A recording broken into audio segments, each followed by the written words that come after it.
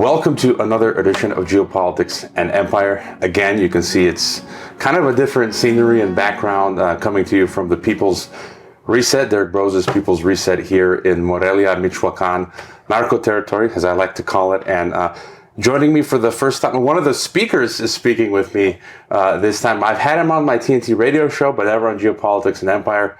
Jason Christoff. How's it going, Jason?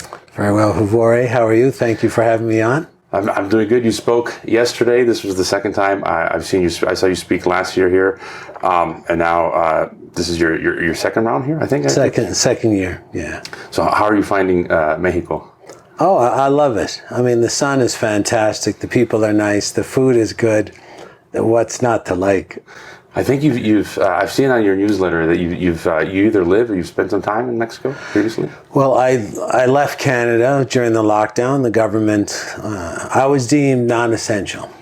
And so I decided to sell my hard asset businesses. I already had an online business, so I came to Mexico to get the residency this year. I'm happy to say I'm going to be the permanent resident of Mexico. But while I was here, I met a fine young lady from Latvia. So I spend 9 months a year in Latvia, and I spend 3 months a year in Mexico. So it's a very nice situation to have. I think soon you'll be a citizen like me. Give it a couple of years, right? Absolutely. I mean, I'm a digital nomad in the EU right now. So, but if you buy a house for X amount of money, you can cozy up to a residency as well. So, eyeing all those options for sure. Yeah, and you've spoken before a number of parliaments. At my own, I think I've seen clips of you speaking at in Croatia, no? Well, we did, at first it was the European Parliament. The group I speak with, they first spoke in Rome, and I wasn't there, but they were very censored about what they could talk about. So with every successive appearance at the EU Parliament, there was a little bit more leeway. And then we went to the Romanian Palace of the Parliament. I spoke at the U.S. Senate at the COVID roundtable with Senator Ron Johnson, and then recently went to the Japanese Parliament and gave four talks in 5 days. So that we did our job. We let everybody know that everybody speaking was a scientist or a doctor except for myself, but we got the point across that people should really shy away from taking these shots.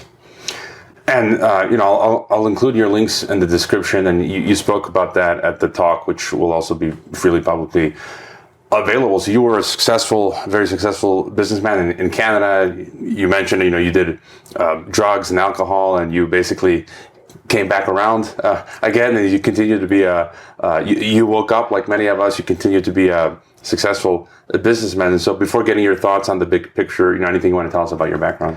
Well, basically, I was your average soulless North American meatbag, just trying to get to the top of the corrupt ruling pyramid where all the good parties were. And I didn't know that those are programs. Those are mind viruses, and I was heavily infected with them. And I opened up a chain of fitness clubs, and they were successful right out of the gate.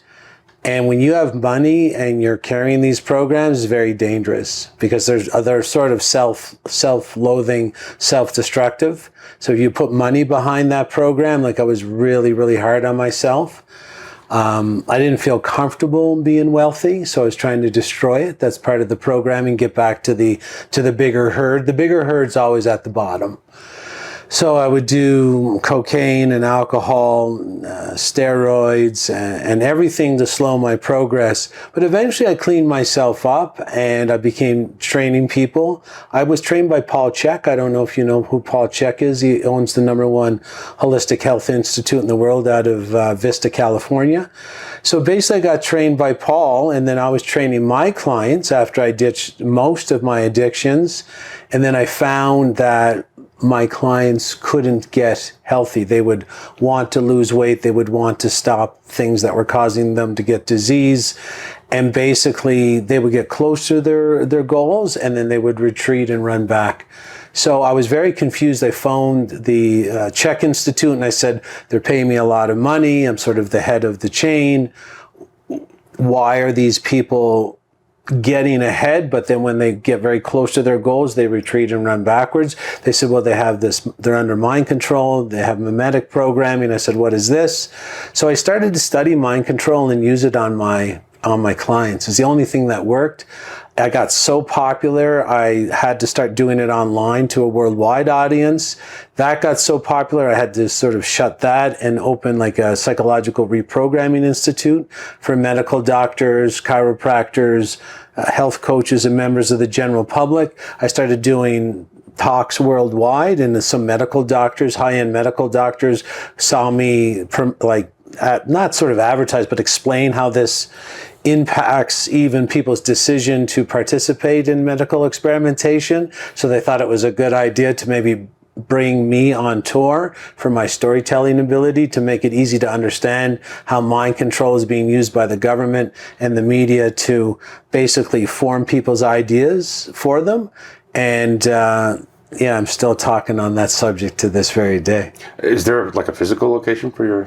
No, it's just online, which was good because, I mean, it was time for me to get out of having a physical location and get a little bit mobile in the world so that I could travel and do a bit more of what I think is what I'm meant to do at this time.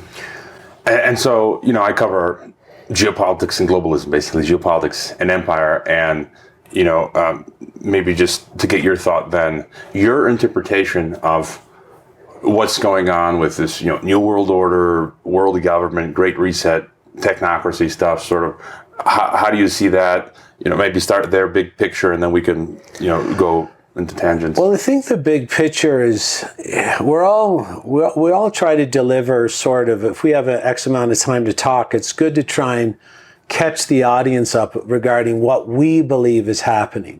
So I believe each country is a corporation. It's a franchise. And there's a franchisor. And I think it's the banking cartel. And what we believe are our politicians, they're staff. They're our employees. So when we go to the Foot Locker, and I just try and have analogies so people can understand. If you go to the Foot Locker, you're not surprised that the people on the floor are trying to make a sale. And you're not going to be surprised that the whole goal of the Foot Locker is to say the owners collude with the people on the floor to make the sale, to make profit. But it would appear that the public is really uncomfortable with the idea that our politicians are colluding with the owners of what we call the countries to make a profit. And what they're selling us, I mean, at the Foot Locker, they sell shoes. So we know what the product is. A lot of people are just coming up to speed where the product that we're being sold and we're paying for it, what we call taxation, is like there's an exchange going on. There's these fake feel-good emotional exchanges. So they're lying to us that we're in control. So we're buying lies that make us feel good. And this is something that I believe has to be brought to the room to be discussed. That obviously the countries all acted in, the lockstep, but they were always controlled. These are franchises. There's a franchise manual. I mean, I've investigated franchises my entire life because I'm a businessman. There's franchise manuals, and these manuals include all the things to maximize the profit of any franchise, and it includes poisoning the population, basically to maximize the franchise, what we call countries. There's a full spectrum weakness agenda. Because mind control, if you look at it, regardless of the modality that you analyze, you basically get more out of the mind control victim the weaker they are. They have to comply with you. So each franchise manual, again, what we would call countries, there's a poisoning protocol, there's a dumbing down protocol in the education system, there's this fake feel-good emotion protocol where they're always lying to us to make us feel comfortable in uncomfortable situations. So I think, just to give an overarching explanation so that people can start applying these principles and just looking out and saying, and PSYOPs start and they end, and when they start, they're really hard to like not explain, but reveal to the general public. Like when we started the COVID PSYOP in 2020, it's not like it is now. Now you can post about it. You can post about deaths. You can post about heart attacks and strokes. You can post. So it started, and now they're trying to wipe it off the table. So another PSYOP just started. It's the Trump cult, right? So there's an actor. He's a highly paid employee. And because it's the start of the PSYOP and not the end of it, people are still having such a real hard time wrapping their head around it, although they've experienced similar patterns of psychological control in the past. So people have to sort of start understanding the structure of how the franchises work, how they maintain control. And if you study them, it's a 1-2 punch. Mind control and poison. Mind control works on about 30% of people. But if you poison them, the more you poison them, it's not a guarantee you're going to get 100% compliance. But the compliant quotient increases exponentially as you poison the population. This is what the fluorides 4 shots are for. It doesn't matter if it's Teflon on your nonstick cookware or microwave food. The full spectrum weakness agenda is really tied to this, as Catherine Austrian Fists says, the great poisoning. That's what we're experiencing right now. Yeah, and again, people can go to your website and email list. I've seen resources where you've talked about, you've name dropped books and documentaries looking at, the Italian Venetian nobility. I've had past guests on, like Peter Duke, where we went through that for 2 hours, or we were talking about Richard Poe the other day, one of my guests who focuses on the British, and so I think that's getting close to the target. And you mentioned Trump. There's a minority of my own paid subscribers who went feral on me recently for calling out the MAGA Trump cult, and it's mind-blowing. I mean, we've seen people like Alex Jones, 15 years ago, 20 years ago, make these, endgame blueprint for global enslavement. I would show portions of that in my classes that I taught, where he's at Bilderberg in Canada, I think it was Ottawa, 2006, with Daniel Estulin, who I've interviewed and hung out with, and they're raging against the Bilderberg meeting in North American Union. And now you got people doing the 180, where like Jones and others, Elon Musk, transhumanism, technocracy, Trump, and he's egging on Canada integrating with the U.S. I'm like, what's going on? And so just any further thought on that, for example? Well, sometimes people just can comply because of the pressure. And you could see Alex was getting his feet put to the fire. So for me, a controlled opposition player is someone that actually meets with the dark forces, maybe receives some money, but sometimes they're just executing their program.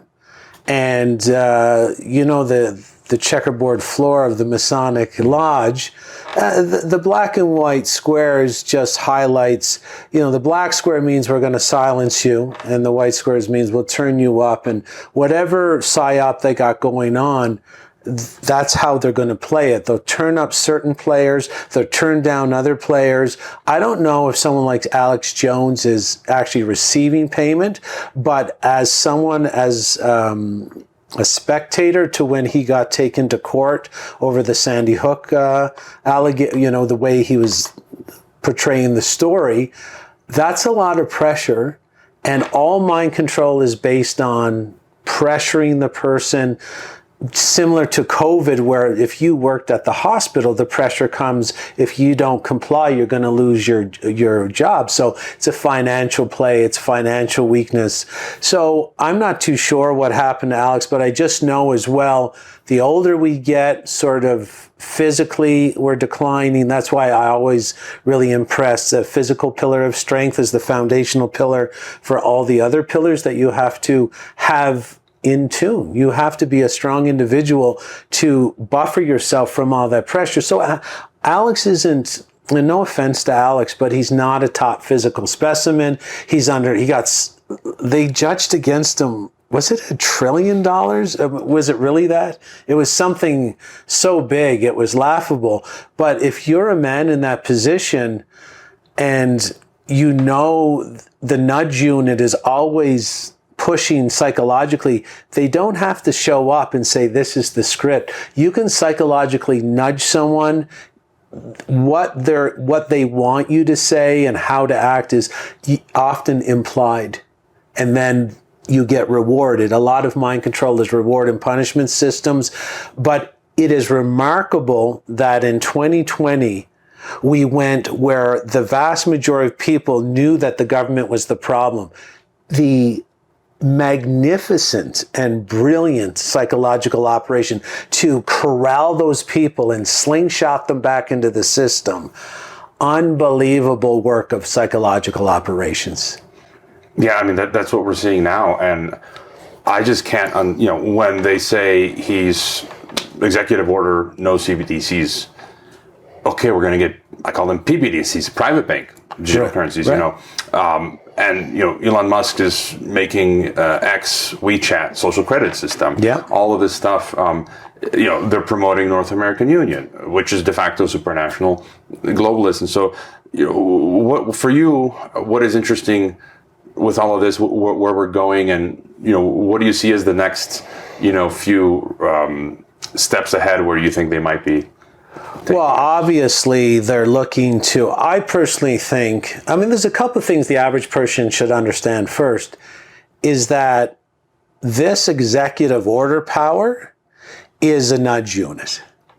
And no one's really talking about it. For we have one person signing a piece of paper, and I thought the executive order only applied to government employees. But supposedly, some of these executive orders are starting to go outside that jurisdiction and affect people that are non-governmental employees.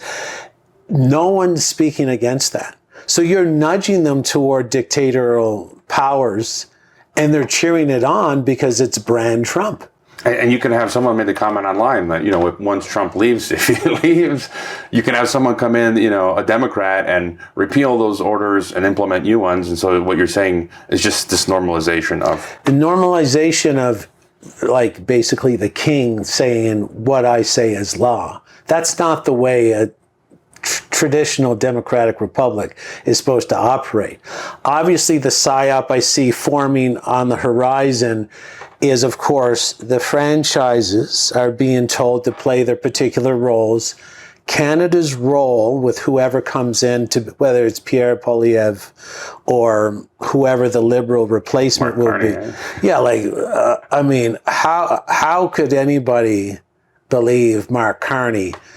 This man makes the hairs on Satan's neck stand on end. And people are thinking this is a good choice. And this is how, and it's not that Canadians are lost. It's just they've been put under some of the most effective mind control modalities that I've ever seen, where they believe their passivity is a mark of their integrity. And so they're just allow this, this agenda to run over them rugshot. But you can see that the franchisor is laying down scripts to the Canadian politicians to execute policies that are going to completely devastate Canada. Because for this North American Union, which of course was talked about by the Club of Rome, it's a centralization of power. That's, so less people controlling more people. That's what it's all about. So the Canadian political class are being told through backdoor channels, wreck the country. Wreck the country. This is how we suggest it if it doesn't go exactly as planned. As long as it's on fire, because we're going to come around the back and deliver a proposal to become part of the United States. And we're going to have the desperation extremely high. And then, of course, you can see the exchange rate going up, where it's devastating the Canadian dollar. You're going to bankrupt, not everybody at the same time, but just this incrementalism where everything's going to start to be on fire. And then it's all about pushing Canadians to start begging, because of course this group, the franchisor, that's how it rolls. It will not put hands on you because it's too obvious. They will trick you to walk into their ambushes voluntarily. And so Trump's going to be, basically make the U.S. seem like Freedom Land 2.0, where all these new freedoms will come back. And you can see them also, I mean, just naming the Gulf of Mexico, the Gulf of America, this should send shivers down all Mexican spines, because you know he's going to try and annex Mexico next and throw it into one. And you can see the drug cartel mythology is going to play into this.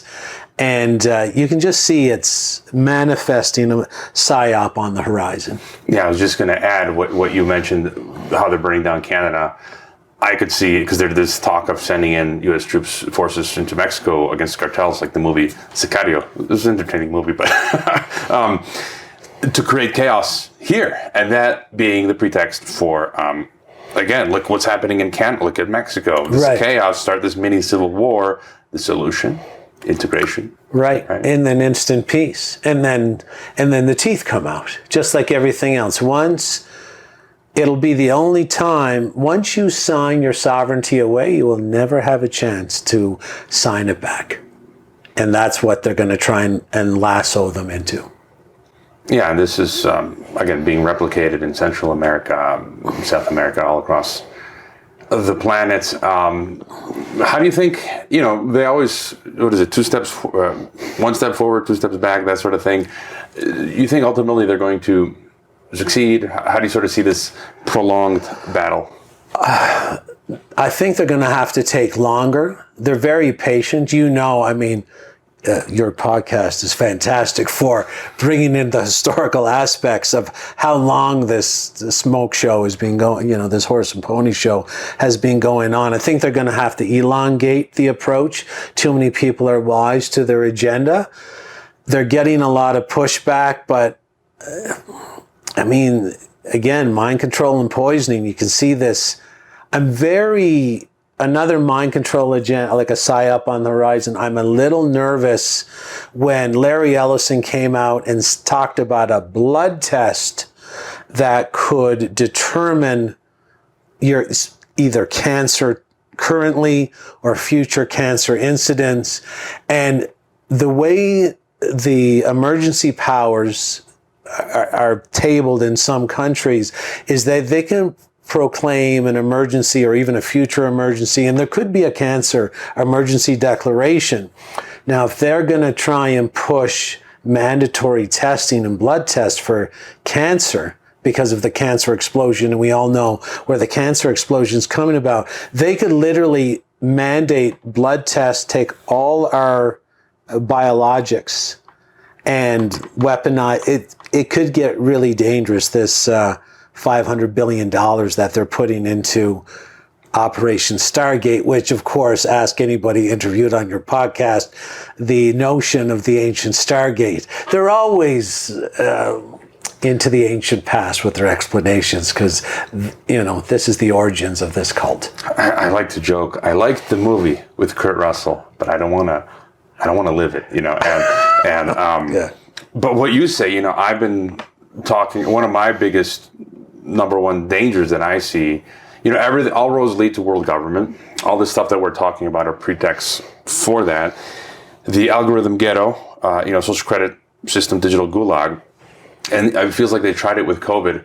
One of the last pieces of the puzzle, we've seen this in places like China where, you've got the AI, you got the facial recognition, they're doing the QR codes, vaccine certificates, is what you just mentioned, the blood or DNA aspect. I had on Zoe Smith not long ago. She was a medical coder, and she actually gave me the primary sources on the CDC's website, where they actually discussed the PCR tests that they were taking from people were being sent for like DNA sequencing. And to have a social credit system, you got the irises, the biometrics, the fingerprints.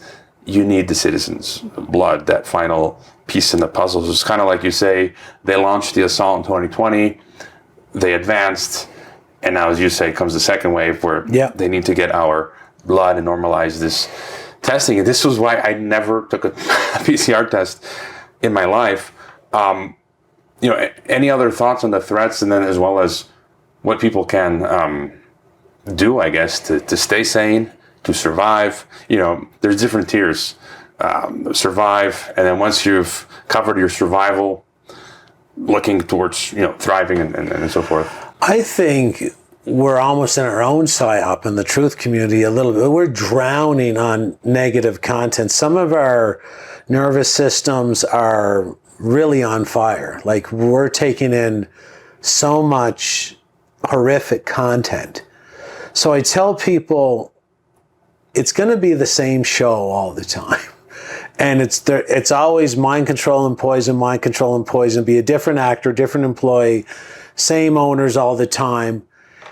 I say, look, let's change the truth and freedom movement sort of to the betterment movement and start putting a lot of our energy into, first, a lot of people get confused. Where do I start? I've said, stop gorging on the negative content. Calm your nervous system down. Get Paul Chek's book, How to Eat, Move, and Be Healthy, and just develop your physical pillar. Because even if you want to use that as a stepping stone to potentially basically try to build a bit of wealth and abundance, because some of these things cost money. Coming to the conferences costs money. Airplane ticket. I was joking yesterday, painting your roof blue costs money. Getting some generators, that costs money. So we do have to become more independent. And food independence is a really big part of it. And it still costs money to do this. So without the physical pillar of health, we might not even have the energy to change. Like, we have to change, sometimes getting out. No one's really happy with their 9-to-5 job. We're doing it because everybody else is doing it. Monkey see, monkey do. That's how we that's how we roll as human beings. But even if you're aware that you don't enjoy what you're doing now, do you have enough physical gas, energy, or fuel to make these changes? You won't unless you're really healthy. And for me, as a business person, I travel around, I bring my own food, I eat a certain way, I drink a certain kind of water. And it's really important we keep these contracts with ourselves, build our self-confidence, build our self-esteem, build a relationship with ourselves. And it starts with the physical aspect. Like, you go into your kitchen cupboards, your fridge. Can you be honest with yourself and say, are you sort of under this repetitive base mind control where you basically see what's on the TV and mimic it? Are you poisoning yourself by your own hand? Because again, this group will never put their hands on you. They will use mind control to make you poison yourself. So go into your kitchen, go into your fridge, go into your kitchen cupboards, and see if you can at least start making some inroads with your physical pillar of strength, and then work your way out. And betterment, it's good to keep up to date where how far they're advancing, but there's a point where you have to turn away and take care of yourself and make up some ground with your independence. Because if you don't have food independence, I mean, have you grown a tomato? Have you grown a cucumber? These are essential skills. They don't teach you in school. We need to start accumulating these essential skills again as humans so that we can survive this group, which basically thrives on dependence. They make us dependent, and we have to break away. We have to grow up. And it's a long process, and people are at different places. And, I'm reading books, not just on geopolitics and globalism anymore, but, I was reading Dan Martell, who's this businessman. I think he talks about buy back your time. And he says, okay, you got a 9-to-5, you don't have money to start your own business. Well, work 5 to 9. Or, while I was teaching full time, I was moonlighting with the podcast. Right. And I built up an archive. I'm now 500 plus episodes in, and that led to me dropping my 9-to-5, working on TNT radio. Now being able to do this full time. And so you got to do that 5 to 9 before, or moonlight. And as you say, getting fit, collecting capital. People are, again, at different stages. So, as you said, body, food, traveling to, moving to a different country if that suits you. Any thoughts on as well, networking and community? Well, this sort of like the people's reset. I mean, we mimic and mirror and emulate the most repetitive content in our environment. So a lot of times when people are starting out, with the changes they need to make. They can't afford to come. But the great thing about, say, the People's Reset, and there are other organizations, but Derek is unique in the sense that you can watch free online.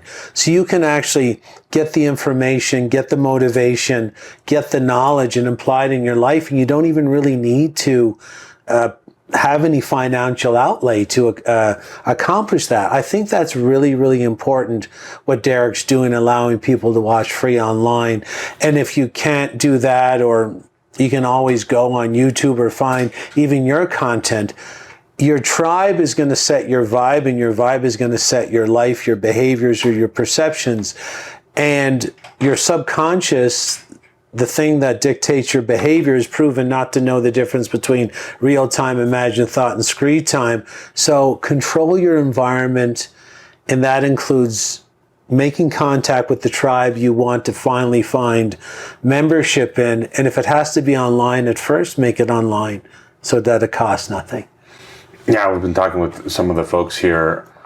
Some of us know each other only from online, from the metaverse, and we've never met in person. And in many ways, we have more in common than the people that we know in person. And it's like we formed our own network states. I think they'll be talking about that tomorrow. So that's kind of interesting topic. I'm just curious, since we were talking about this tribe, and you were with this group of doctors, I think some of who I've interviewed, or and a lot of us that also follow them as well. I think Meryl Nass, no, you were? Yes, she was in the speaking group. Yeah, I've interviewed her on TNT. She does great work. And so what was sort of your experience? Because you probably went in that not knowing a lot of these people. And now I knew none of them in person.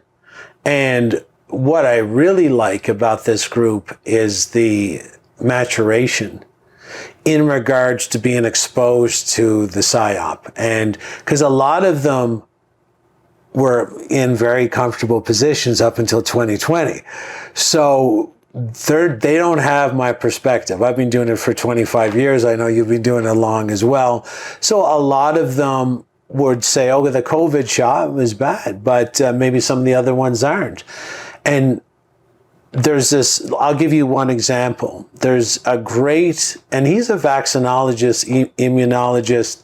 He is Dr. Byron Bridle. I'm not too sure if you know who he is. He's a Canadian. And just recently he got up, I saw an interview at the National Citizens Inquiry in Canada, where he said he is very upset because he now has investigated all of them, and now he's questioning them all. And so this maturation inside the pressure is occurring inside these medical professionals. They're expanding their aperture. They're understanding the PSYOP is a lot bigger than they initially, because they were all initially talking against the COVID shot and the dangers of that shot, but also backstopping some of their careers. And, they're just exercising the programming that they were given in school. And what I love about them is now they're questioning that programming. So they're becoming just like all of us that attend these events or speak at these events, is that every extra year that we research, we're allowing our observations to dictate and not our programming. And that's what's beautiful about these. And some of these people have a lot of skin in the old game, like tens of millions or even hundreds of millions of dollars in the old game. And they're still putting that on the line by starting to question absolutely everything that they've been told in their schooling, in their education. So a lot of brave people. Meryl Nass is one of them too. I mean, I remember Meryl Nass 25 years ago teaching me about how dangerous, say, the anthrax vaccine was and things like this. So she's been doing it a long time. So I was very happy to come into one-on-one personal contact with a lot of these people that, again, I only knew from virtual meetups. Yeah, again, if people can, I think they should make it a point to come to some conference. I mean, Derek only charged, initially it was $189, compared to some other conferences that are 500 plus. And so, so maybe you can't make it this year, save up for the following year for a ticket and so forth. And so, we've covered a lot. I think you're generally, you meet different speakers, different figures in the alternative media movement. Some are more cynical or pessimistic or have a very serious expression all the time. I'm thinking of Dane Wigington. I like some of the work he does, but then there's people who are more optimistic. So regardless of all this stuff that we look at, I feel you're just every time I see you, you're just chipper. So just your thoughts on having this sort of attitude and where you're at. Yeah, I mean, for me, I think it's the maturation of a truth teller where you have to be. I am optimistic with the awakening I've seen in the past 4 years. Let's be honest. There's people asking questions now that I never thought would ever be asked. And what's even more odd is I'm starting to observe things like people are quitting drinking alcohol on this sort of en masse scale. I'm not too sure where that's coming from, but anything about betterment I'm definitely into. But this group is very weak that we're dealing with. So if you do research like I do, they only use psychological operations because they don't have the power to do this by force.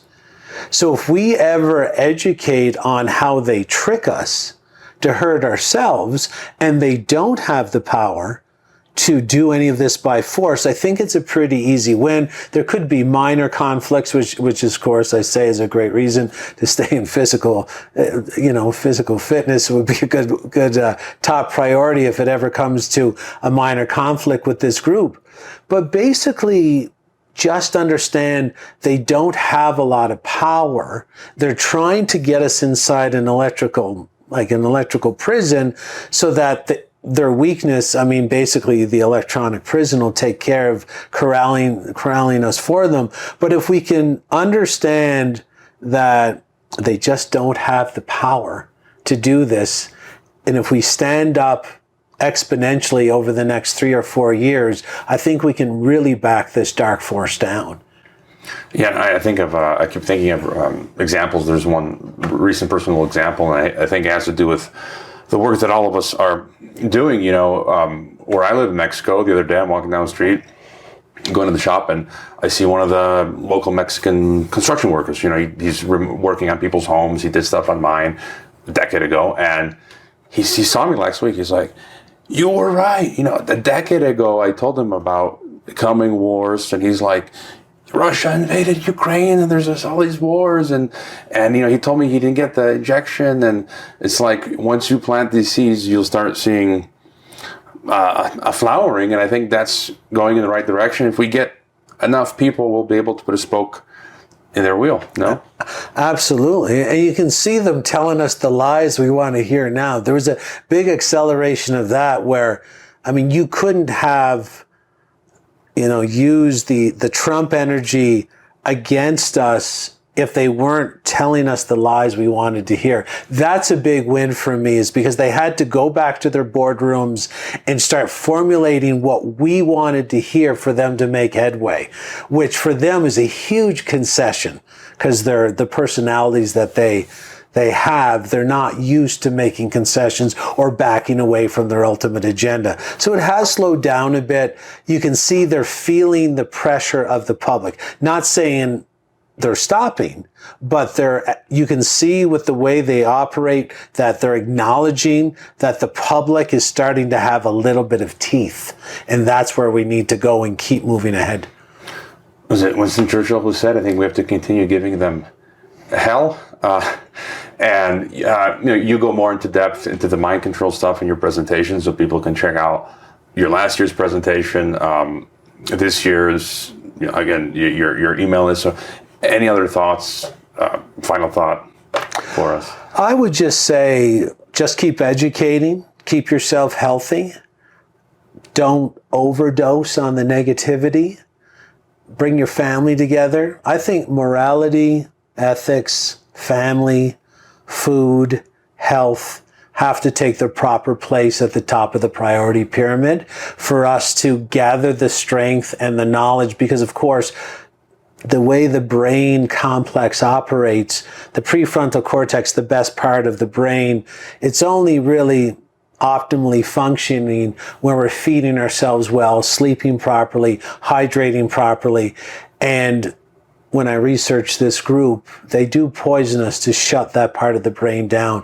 So I think, although it seems like it might not be an effective weapon, by my research, healthy living, morality, ethics, they all live in the prefrontal cortex. We need to have access to that part of the brain complex, and health gives us that pathway to get there and get back to what's important, get our priorities right, bring morality and ethics back, bring family back, and start working on a full spectrum strength agenda. Because if strength wasn't their ultimate adversary, this group that's ruling us, they wouldn't have their full spectrum weakness agenda. It's the only counter-strike that we have to play. And I know I spend a portion of my time in Geopolitics and Empire looking at the negative. I do my weekly commentary where I bring together all what I think are the most important, mostly negative events of the week. And so, but I think, that goes to what you're saying. People, if people can just, once a week, look at my weekly write-up and okay, now I understand what's going on. Now I'm going to go exercise or farm or work towards solutions. And so your links are in the description. What are your best websites, services, projects, and all that? The best thing to do is just get on my email list, and they can email me at info@jchristoff.com, and it's a single initial J. Christoff is Christ with an OFF on the end. Or they can go on my Facebook and Instagram, where I do shoot my mouth off quite a bit, publish a lot of my articles. They can go on Substack. But my email, private, personal, one-on-one communication with the list, is where I give away the most content, the most secrets, things that'll give the most benefit to the readers. I don't use Facebook much, only to post podcast-related stuff, but your feed pops up, and I enjoy the memes and content that you share there. So thank you for being with me here on Geopolitics and Empire. Well, thank you for your amazing podcast. I've been binge watching it myself. Yeah, you're following, I think, Jack Cruz was a few right before you, and we had Dr. Rob Lee, and so thanks. You're very welcome.